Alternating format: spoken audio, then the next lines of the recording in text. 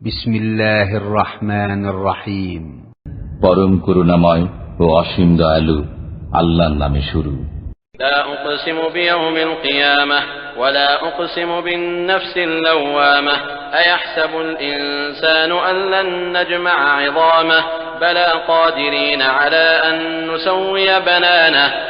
আমি শপথ করি কিয়ামত দিবসের, আরো শপথ করি সেই মনের যে নিজেকে ধিক্কার দেয়। মানুষ কি মনে করে যে আমি তার অস্থিসমূহ একত্রিত করব না? পরন্তু আমি তার অঙ্গুলিগুলো পর্যন্ত সঠিকভাবে সন্নিবেশিত করতে সক্ষম।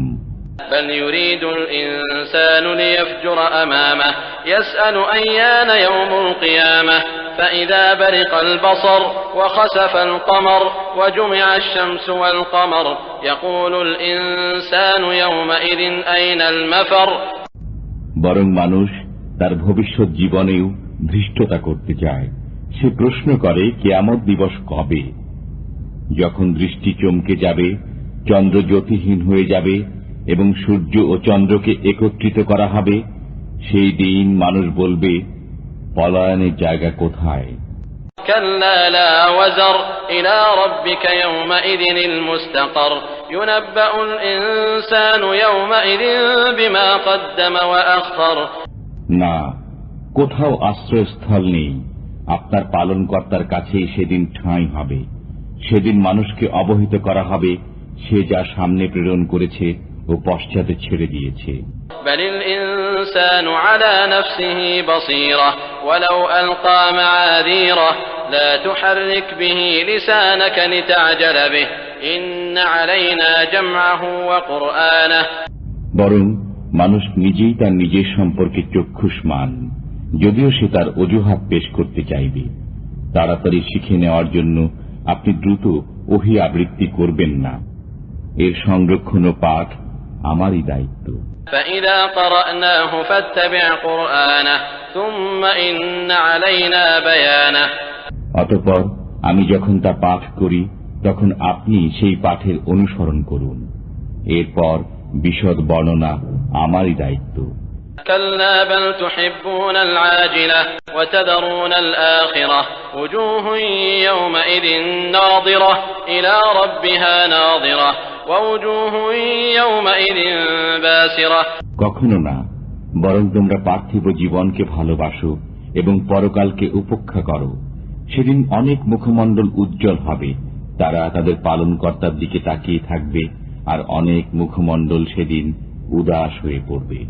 تظن أن يفعل بها فاقرة كلا إذا بلغت التراقي وقيل من راق وظن أنه الفراق والتفت الساق بالساق।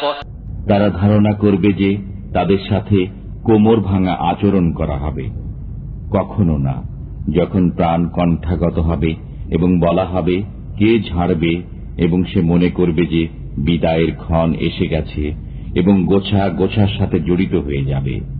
إلى ربك يومئذ المساق فلا صدق ولا صلى ولكن كذب وتولى ثم ذهب إلى أهله يتمطى। সেদিন আপনার পালনকর্তার নিকট সবকিছু নীত হবে। সে বিশ্বাস করেনি এবং নামাজ পড়েনি, পরন্তু মিথ্যা আরোপ করেছে ও পৃষ্ঠ প্রদর্শন করেছে। অতঃপর সে দম্ভ ভরে পরিবার পরিজনের নিকট ফিরে গিয়েছে।